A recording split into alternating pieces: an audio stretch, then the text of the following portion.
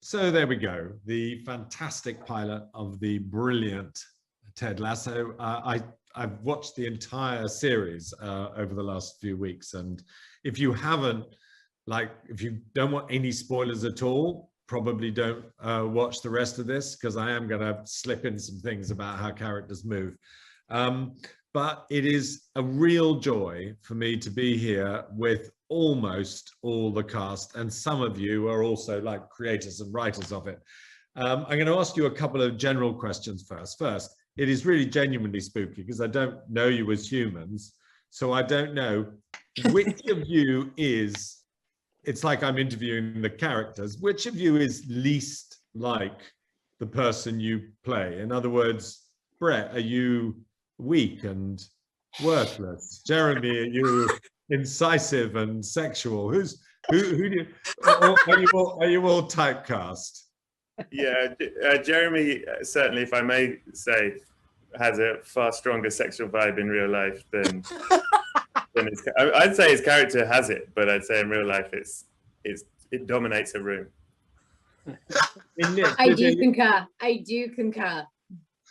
Do you know, I get the feeling you are pretty close to your character. Is that right? I mean, I'll take that. I would love to be. Yeah. I mean, she's definitely rubbing off on me. If you mean presentation wise, then yes, I feel like Keely would fully support the outfit that I'm wearing right now. And I've definitely probably got the same ponytail that she wears in the show on. So look, I suppose the big one is, Phil, are you a total bastard, or do you have you an absolute characteristics? Absolutely. That's what everyone will want to know. The only I mean, you know, I guess does Jamie Tart have a teddy bear? That's my. I don't imagine he would. If he does, he does. He has multiple. Yeah, that's correct. Yeah. I think it's just the accent. Probably is the only thing, Richard. Yeah. Thank God. Thank God you don't have his accent. Well, look, we'll start by. I want to just ask kind of a first question in a way of Brendan and Brett, which is because this event is called The Power of Positivity. And one of the things I love about the show is that Ted is so nice, and a lot of comedy heroes are kind of ill-tempered and horrible. In the UK, it's Basil Fawlty and David Brent and all of that sort of thing. And yet I've always thought that trying to be nice is in a way funnier. I mean, was that at the center of what you were doing? What happens if you make a comic hero gorgeous? Yeah, in a manner of speaking. Certainly we noticed, not even just in TV shows that I love, specifically the ones you just mentioned. I was essentially raised on Basil Fawlty. The public discourse had become a bit, I believe the word is toxicated, whereas intoxicated is fine. Toxicated is very bad. So yeah, we actively tried to make a character who was simply not like that. And there is so much comedy that now that includes that sort of character that, yeah, we like the idea of making a character for whom the more you listen to him, the more you're like, okay, when's the other shoe going to drop? And when do we find out about his crawl space and his secrets? For him, it never does. It's possible to actually be this nice. Is that what you found? I think genuinely, I think watching the show makes you feel better about the world, and maybe I should be nicer and grow a stupid mustache. Hey, if we had more mustaches, we know for sure the world would be a better place. That's not even. Hold on, didn't Gaddafi had a mustache? Hey, yeah, no, there's always exceptions. Don't go there. There's someone else quite famous who had a mustache. Yeah. Oh, sorry. Gaddafi's your go-to? No, don't go there. Brett, you're one of the writers on the show as well, aren't you? Was it a joy writing Ted? Does it actually make you happy having to sort of go into that soul? I think it's, well, on the one hand, I think it's annoying how much I love working on this show and how genuinely wonderful all the writers are, all the cast are, all the crew are. Like, it's sort of annoying because I don't really have like a cool story about like secretly everyone's a dickhead. But what I will say is I do think working on Ted Lasso, not only is it inspiring, but it also, you know, I think we all have to be better. I think everyone in the world should always try to be better, but I think us in particular now really have to, because if we're dicks, it's really bad to have made Ted Lasso and be a dick. Do you know what I mean? So it's certainly exactly. You've set yourself. I mean, yeah, apart from Phil, he can never be nice again. You've really set yourselves, up for it. Well, look, I think all that optimism is so fantastic. And what is also great is that Jason isn't here, because I've heard he's tricky to work with. And I just think this is the moment. Was he, did he talk to you after someone yelled cut? Did he ever share the same trailer or the same food? I never worked with him. Yeah. He has a stick. He has a stick. It's got nails on it. And, he headbutts me to make me cry. Yeah, I had a feeling of that. Can't argue with the results. But look, so what's the real answer? Was he when he's playing Ted, is he Ted? Yeah, definitely completely enveloped in it and spreads that energy around the set. I think it's something that's intoxicating, and I know for me throughout the first season I asked him a lot of questions and he had all the time to give me answers for something that I was kind of nervous of being a part of a comedy series, and was so grateful that he brought me on board and helped guide me through that first season along with all of these extraordinary humans. And on that subject, so I've mainly seen you in movies. Was it very different? I mean, if you've seen, I'm amazed that you've seen some of the films. I feel like I've done a lot of obscure films where I play a lot of female characters that are going through dark moments in their lives where they're sort of scrambling to figure out how they're going to get out of them, or they're climbing into them, and so this for me was definitely something new and something that came out of nowhere and that I'm still amazed I'm a part of, and I think the challenge immediately was the idea of being remotely funny, but actually I think what was really special about joining this team is it's not about that at all. It's truly just about working with a group of incredible actors who you react to, and sometimes instead of even acting, you're just trying to not laugh at your co-star doing a brilliant job. And I think it's actually much more about being human than anything else. It's one of the most human jobs I've ever been a part of, which is why it's so precious to me, I think.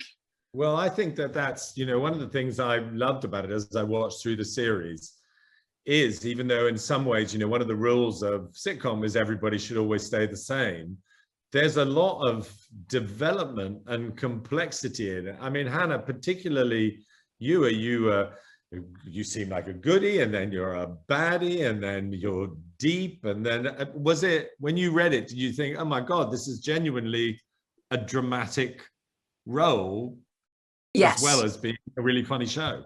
Yes, more than anything, I just thought I need to tread very carefully here because I want to dig into all her neuroses, but I'm very aware that I'm in a essentially light-hearted series, and I even actually checked in with Jason quite a lot, going back to what you were saying earlier about how is Jason on set. That was a big thing for me, to have him right there and say, even within a scene when they're moving the cameras around or whatever, I could just go, I feel like I'm totally beating a different drum here.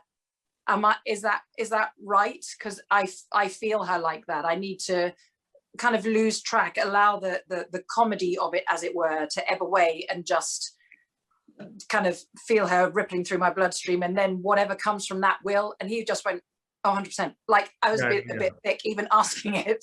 So it was just incredible to have that affirmation like in the moment that we were doing it, and that's totally unique. Yeah, and look, to have the creator right there giving you affirmation when the camera's on you. And then I could see him kind of doing that thing of in Ep 9 when he's forgiving her so quickly, I could feel him ad-libbing because he was feeling where I was going with his responses, and that's just, God, it's just incredible. It's that proper pinch me moment. Yeah, no, it's it's really touching, and it does make you believe in human goodness. And I've always thought, when you watch things that are full of joy, they not only make you happy then, they kind of leave a bit of a residue. Brendan, you didn't allow your character much joy. It's hilarious. Do you actually have a name even? I think you're called Beard. Did you, we're a bit busy to work out what the character's actual name is? You know, we got to leave the occasional mystery here. Is his actual name Beard? Is he called Beard because he has a beard? Is it Deirdre Beard? Who knows? Is he just Ted's special friend? There's lots of ways it could be Beard. I'm just going to let that roll because I'm not entirely sure either. No, tell me, you know, because it's quite, I suppose it's not unusual having, you know, one of the writers, I mean, actually, you know, three of you actually in the show. What's that like with other people saying your lines, you thinking, oh, I could improve my line, all of that? What's it like, that mixed responsibility, writing, acting? Truly, one of the great things about it in terms of hearing other people say lines that we wrote is it's just a great cast. It's a great cast who have considerable acumen and capacity. And golly gee, everyone's off book all the time. You English people with your off book. Oi, oi, oi.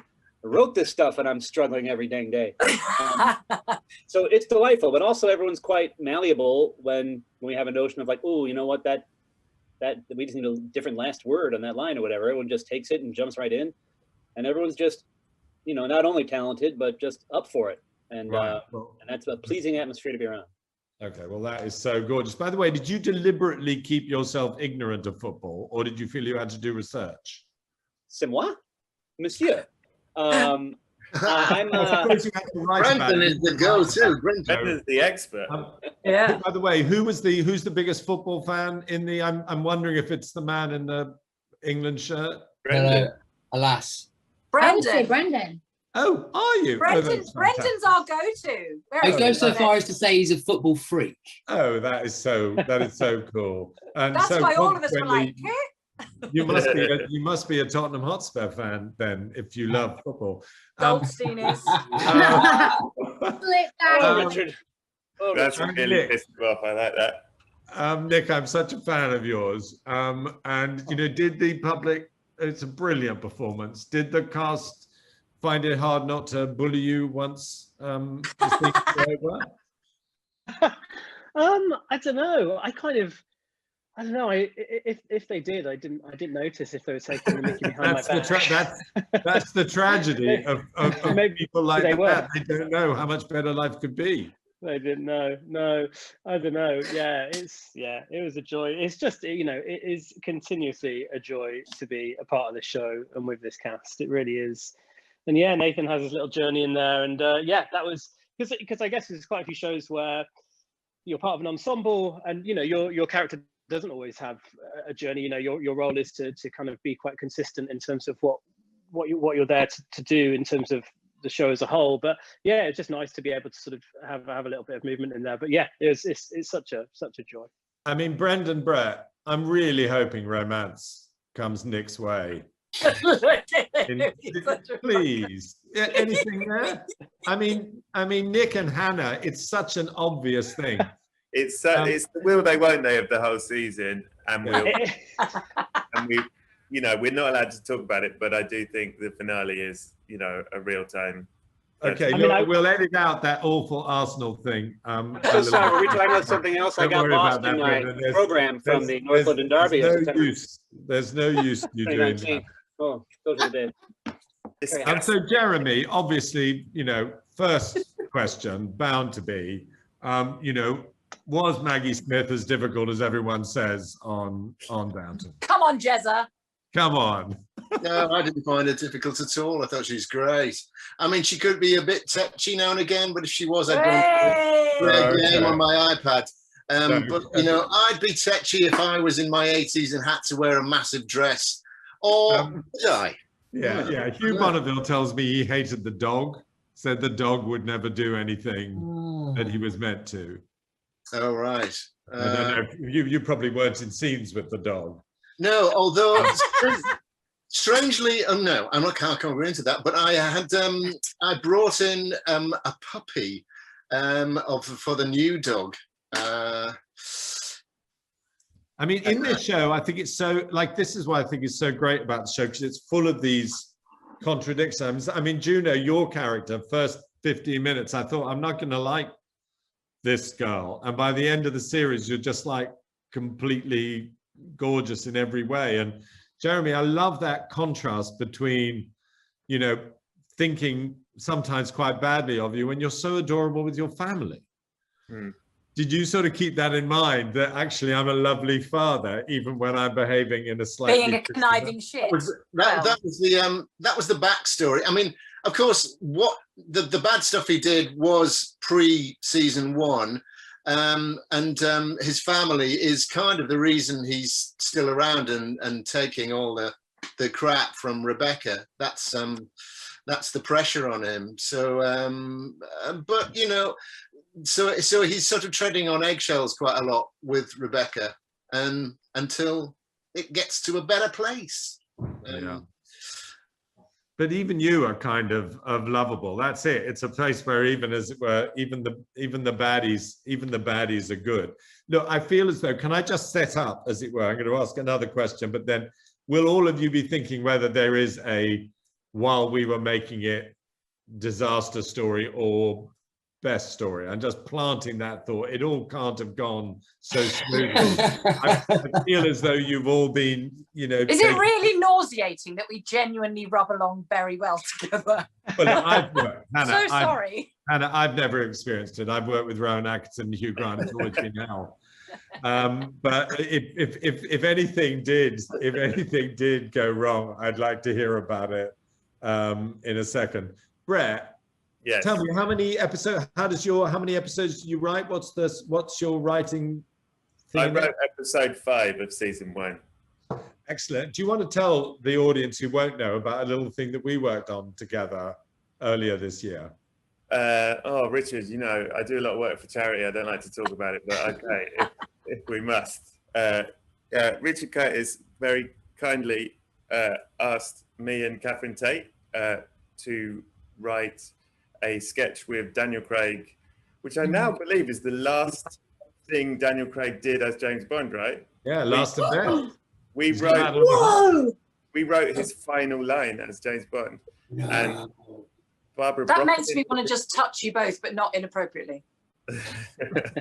And I tell you what was really interesting, and you may have found this, Richard, I was amazed. Like, we wrote this script and it was quite offensive, and I thought, there's no way the Bond people will approve this. And they approved every single thing we asked for. The only thing they wouldn't approve was James Bond swearing, because apparently James Bond doesn't swear. And I was like, oh yeah, because he's a really, interesting. Yeah, because he is a good boy, actually. Well, wait a second. He'll be a good boy. That's what you want. You basically want Bond at some point to be killed, and I'm sure he'd swear as the bullet, you know. Yeah, so Phil, I totally. Brett, by the way, are you moody, handsome, buff? I'm What's just real you? Because most writers are physically unattractive and lonely. Not you, Brendan. Not you, Brendan. Zip-up outfit on at the moment. Yeah. He's a right dog. Gonna walk out. Brendan's gonna walk out now. Yeah. Brett, did you and did Phil, did you both have to train for the part like people do in serious roles? I remember Phil is genuinely very good at football, and when I am not, and when we started, I'd sort of said, yeah, I played football when I was 6, but we kept saying, yeah, there's not going to be that much football, and we had like a 4-hour training session in the torrential rain on day 1, and I remember thinking, oh dear, this is going to be. This is something. Well, oddly enough, that's one of the great things about the show, that you don't, often when you watch football things, you don't believe in the football. Mm. You do a very clever thing with Man City, where you just kind of, at the very end, where you don't see any of the Man City's players' heads, as it were. But Phil, if you are good at football, when you got offered this, did you think this is a dream, or did you get offered it because you were good at football? I was not offered it because I was good at football. There were some of the guys who were auditioned. They had to send in a little sort of a video of them doing some trick shots, And I guarantee that some of them were on like their 150th take by the time I sent it in. But, you know. First. But do you know what? I fortunately they asked me, and they believed me when I did Scouts Honor. They believed me, but it was a total dream job, and I know again it's a saccharine testament to how much we all loved the show. So I'm sorry for that, but I adore football, and I've sort of spent I actually wear this shirt every day. It's just funny that we're doing a football chat now, but yeah, we did that had that training day to begin with, and you know, I'm an enthusiastic footballer. Does that mean violence? Yeah, I'm Roy Kent on the as he is on the pitch. No, I sweat a lot. You are selling yourself short, my friend. Stop it. Seriously, you have to tell the story of actually scoring that goal. I know it took a few tries, but actually scoring that goal was extraordinary. I'm sorry. 3 days, but tell it. Yeah, Come on, Philip. Go on, tell it, Phil. I love that Brett's has been made to talk about his charity work, but I will talk about my finest moment. So there's a shot in Brendan, I think episode 2, I think, when Jamie is basically doing his sort of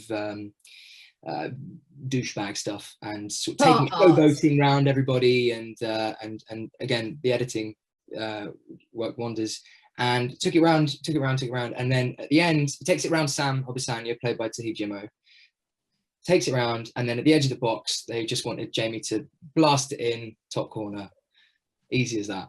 And I knew what it looked like. I'd seen Ronaldo do it. I'd seen Messi do it. I was like, straightforward. I'd seen Shearer do it. I can do this. And so tried it, and then the ball went miles away. Tried doing a step over, fell over the ball. 17 takes later, the director came up to me and was just like, look, don't Zach Braff, who directed episode 2, came up to me and was like, look, it's fine, don't worry. I'm there like that. And he was like, look, don't worry, because we'll just CGI in a ball afterwards, which brutal. Yeah, that is, I mean, that's a real pride at stake moment. And yeah, my inner pride took over, and the shot that you see in episode 2 of me kicking the ball, top bins, as they say, was divine intervention, and I am now a devout Christian. I am going to better in season 2. No spoilers, but he does something in season 2 that is more impressive than anything he did in season 1, and he did it for real. Okay, now I'm delighted he's in season 2, because he does this. No. What I mean is he disgraces himself consistently in season 1. That's all I'm saying. Are there, by the way, 4 people who've watched the whole thing and thinking, well, shall I go on living my life, or shall I watch the whole of Ted Lasso season 2? Any exciting little teasers you want to throw out for the real fans? I mean, Brendan just We're all did still in it. More than we're allowed to do. Well, Phil's still in it. Brendan is fired now. We're all just still in it. Okay, I'm going to ask you very quick questions then. Does it end happily? What, season 2? Yeah. It's not an ending, it's a middle. Nice. Nice one, Temple. Does anyone find love unexpectedly? Yes. Nick and Hannah, I've said too much. Yeah, okay. That will be absolutely. Does anyone have any babies? I do. What? The Higginses. Yes. Well, you have more. You have more babies. Yeah. Yeah, the wife's tired of it, so I do it. Just a That's how much I care. He's like a seahorse. Do you know what? It's just such a joy, and I hope that you'll go, and after you've done this one. By the way, Brendan, it started like 5 years ago with a kind of ad on NBC. Is that right? Did you do? Oh yeah, you're in that, aren't you? Yeah, me and Jason and Joe Kelly, the other original creator of the show, we got hired by NBC to do these promos because they were getting the Premiership coverage for the first time. and they were just fun to do, and they were popular enough that we came back the next year and did another round. With the large assistance and aid of all the people at Tottenham Hotspur, who were very lovely. And then, yeah, after the second one, it was like, what if we just made a show? Let's just write a show. So we like popped out an outline for a 6-episode season. We wrote a pilot, and it took 7 years or whatever to get that thing off the ground. But once it did, that pilot script we wrote was mostly the pilot that we used in the long run. Well, I mean, the only thing I would say to you is I hope the show goes on being a massive success, and everyone who's just watched that first episode, just immediately watch all the others. I hope it's not such a big success that football becomes more popular in America and you get so good that you actually ever beat anyone in the World Cup. 2026 is coming. That would be distressing. We don't want America to come charging in, one of the few areas where we've still got some muscle. No, I'm just about to say goodbye. I would say I'm really thrilled that this has been an embodiment of what the point of this was, which is to show that if you sort of write about and do optimistic things, they bleed into everyone's behavior. Everyone got so happy. I'm so happy it was a happy show. I've been involved in some of the least happy ones. Oh God.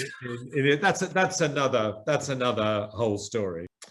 Well, unfortunately, this is horrible. We do have to end at some point because these are such a sweet cast. So I just want to say thank you to the cast and the creators and everybody watching for joining Comic Relief's Power of Positivity series in partnership with Apple TV Plus, and huge thanks to Apple TV Plus, by the way, for letting us do this.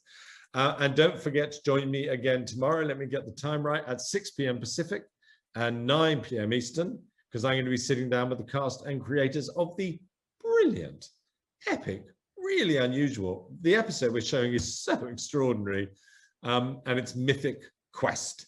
And that's going to be our second night. The link is, I think, below, so you can check that out. I hope I see you tomorrow. I'm sure they're as absolutely delightful as the people we talked to today. Thank you all very much.